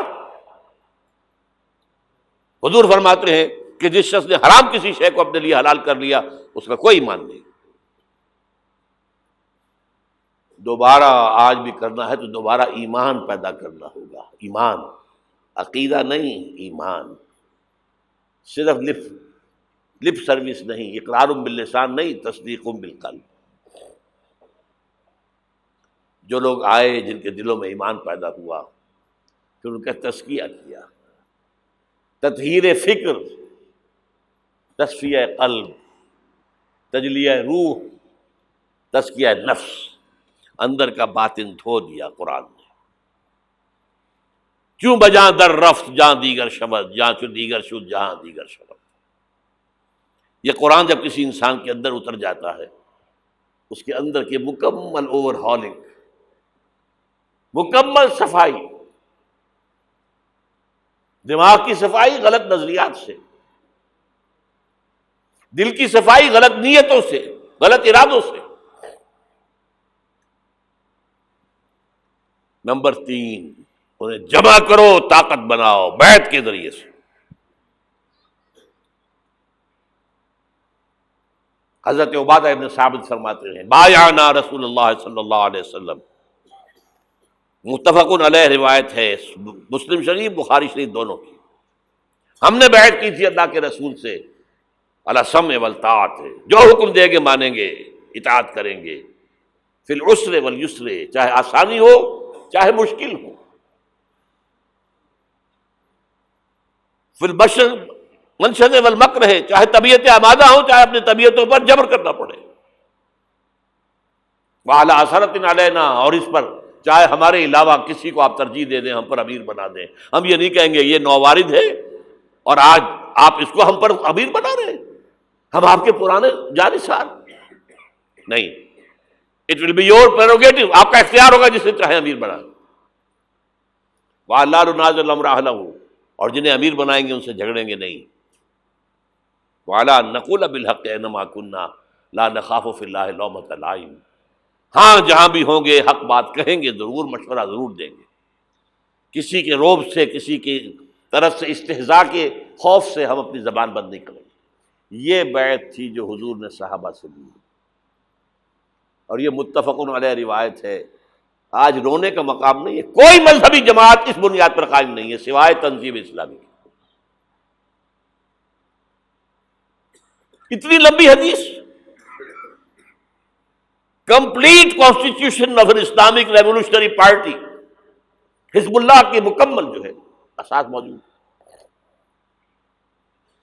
بیعت ویعت تو پرانے زمانے کی باتیں ہیں، آج تو اور طرح کی جماعتیں بنتی۔ چوتھا مرحلہ کیا تھا؟ جب تک طاقت کافی نہ ہو، تمہیں ستائیں تو مار کھاؤ، جوابی کارروائی کوئی نہ کرنا۔ You have to buy time, ابھی تمہاری تعداد بہت کم ہے، اگر تم وائلنٹ ہو جاؤ گے ختم کر دیے جاؤ گے، کچل دیے جاؤ گے،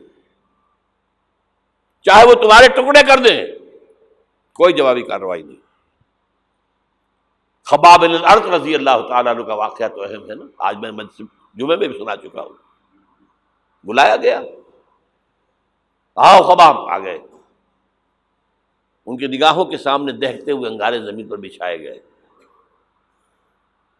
اتارو کرتا، اتار دیا، لیٹ جاؤ ان پر، لیٹ گئے، کھال جلی، چربی پگھلی، انگارے ٹھنڈے ہوئے۔ اب ایسا شخص سوچئے اگر اسے اجازت ہو تو دو چار کو مار کر مرے گا نا، مجھے روسٹ کرنے چلے ہیں، یہ زندہ کباب بنانے چلے ہیں۔ ڈیسپریٹ انسان ایک دو کو مار کر مرتا ہے، اجازت نہیں۔ کفو ایدیکم، ہاتھ رو کے رکھو۔ یہ سیرت کی چیزیں، یہ موتی کہاں سے ملیں گے آپ کو؟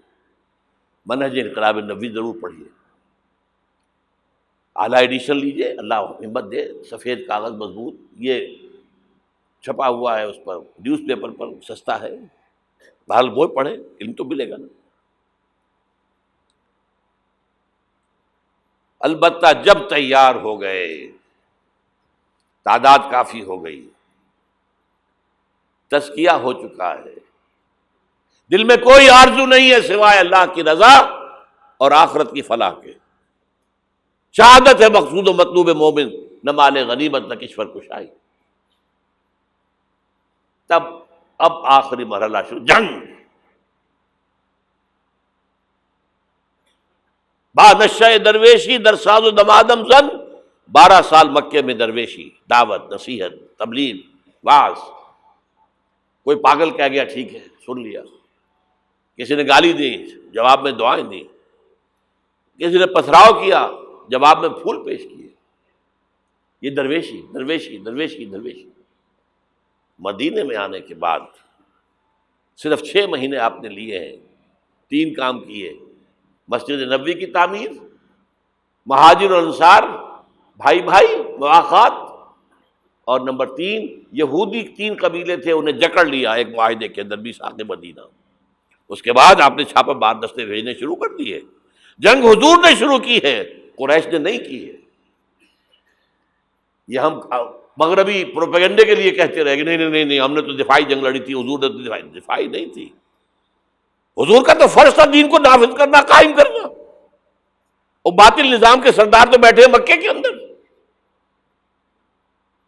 فقاتلوا اولیاء الکفر،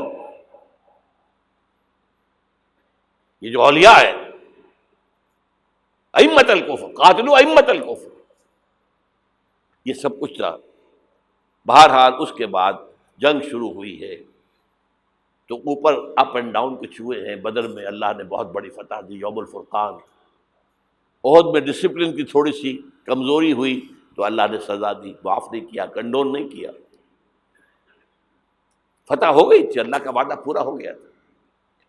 50 تیر انداز جہاں کھڑے کیے تھے حضور نے، یہاں سے ہرگز نہ ہلنا، چاہے تم دیکھو کہ ہم سب قتل ہو گئے اور پرندے ہمارا گوشت نوچ نوچ کر کھا رہے، تب بھی یہاں سے نہیں ہلنا۔ لیکن وہاں کیا ہو گیا ڈفرنس آف اوپینین، کہ وہ تو حضور نے شکست کی صورت میں کہا تھا نا، یہ تو فتح ہو گئی ہے۔ لیکن جو لوکل کمانڈر تھے وہ کہتے رہے مت ہلو مت ہلو مت ہلو، چھوڑ کر چلے گئے۔ 50 میں سے 35 چلے گئے، 15 رہ گئے۔ وہ خالد بن ولید کی وہ قابی آنکھ نے دیکھ لیا، وہ مورچہ خالی ہے، شکست ہو چکی تھی۔ لیکن پھر کوہ احد کا چکر لگا کر آ کر جو پیچھے سے حملہ کیا ہے، 70 صحابہ شہید ہوئے۔ اللہ تعالیٰ نبیوں سے بھی اور آپ کے نبیوں کے ساتھیوں سے بھی وہ معاملہ یہ کرتا ہے کہ پہلے خوب ٹھوک بجا کر دیکھتا ہے پکا ہے کہ نہیں۔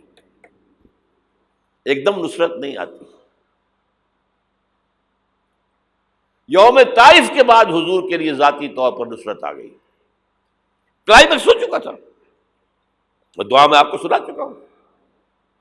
پھر یہ ہوا ہے کہ جب آپ نکلے ہجرت کے لیے تو گھر کا اگرچہ محاصرہ تھا لیکن کوئی دیکھ ہی نہیں سکا، غار ثور میں چھپے ہوئے ہیں تو عین اس غار کے دہانے پر پہنچ گئے، لیکن یہ وہاں کچھ کبوتری نے انڈے دے دیے اور کچھ جو ہے جالا بنا ہوا، تو ابو جہل نے کہا تمہارا دماغ خراب ہے، اس غار کے اندر کون ہو سکتا ہے؟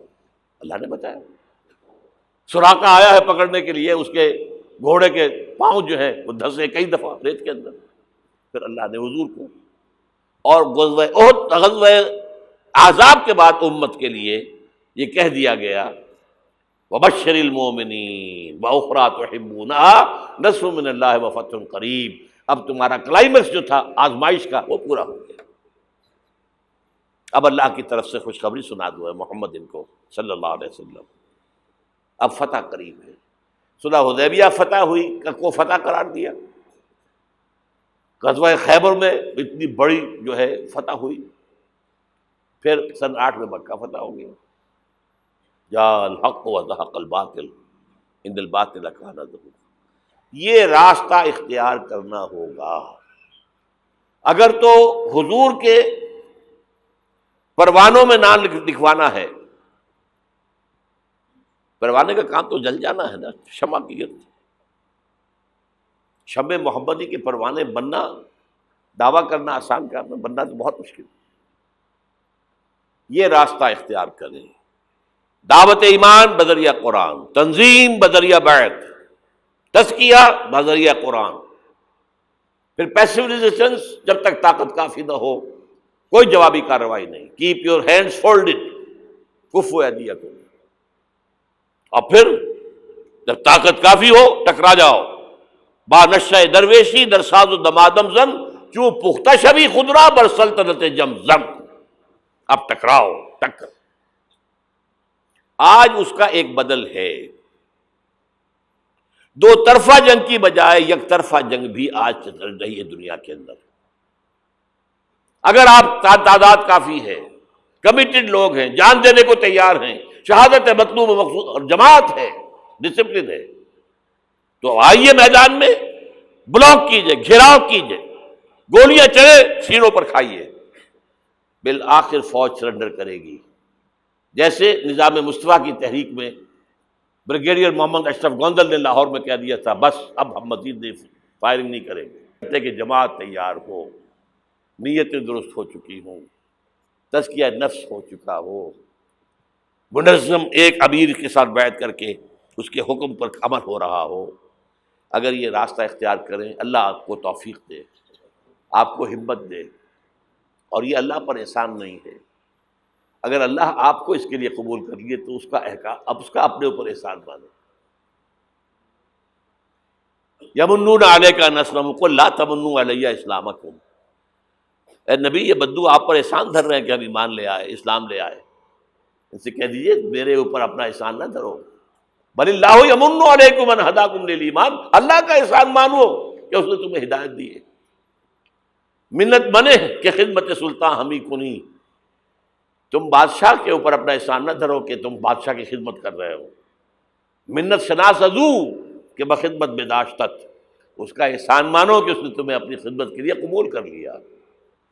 شہنشاہ ارض و سما ہمیں قبول کر لے، ہمارا تن من دھن اس میں لگ جائے، اللہ تعالیٰ شہادت کی موت دے دے، جس کے لیے حضور نے تمنا کی ہے۔ پتہ نہیں آپ کو معلوم ہے کہ نہیں، ایسی زوردار حدیث، لَوَدِدتُّ أَنْ أُقْتَلَ فِي سَبِيلِ اللَّهِ ثُمَّ أُحْيَا ثُمَّ أُقْتَلَ ثُمَّ أُحْيَا، میری بڑی خواہش ہے کہ میں اللہ کی راہ میں قتل ہو جاؤں، پھر زندہ کیا جاؤں، پھر قتل کیا جاؤں، پھر زندہ کیا جاؤں، پھر قتل کیا جاؤں۔ لیکن ایک قانون ہے، رسول قتل نہیں ہو سکتے۔ کتب اللہ لأغلبن انا ورسلی، رسولوں کے باب میں اللہ کا فیصلہ یہ ہے، رسول غالب آ کے رہتے۔ دیکھیے اگر تو یہاں پر اس پاکستان میں اس طرز کا کام آگے بڑھے، جو بھٹک رہے لوگ، یہ بدنیت نہیں ہے، راستہ معلوم نہیں، لوگ جو ہے اپنی جان ہتھیلی پر رکھ کر میدان میں آ گئے، اب ان کے خلوص میں کیا شک ہے، لیکن راستہ معلوم ہونا بہت ضروری ہے۔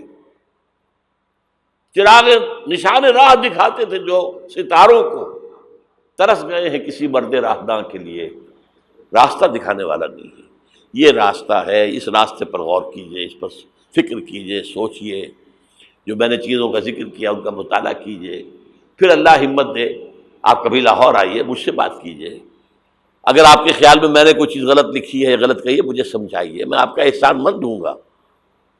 آئے، کوئی لاہور دور تو نہیں ہے، آپ چھوٹے سے چھوٹے کام کے لیے صبح جاتے شام کو آ جاتے، اب تو آپ کے پاس موٹر وے بھی بہت آسان بن گئی ہے، لیکن یہ کہ محض یہ سال بسال ایک جلسہ کر لینا، ایک تقریب منعقد کر لینا، اس سے تو کچھ نہیں ہوتا۔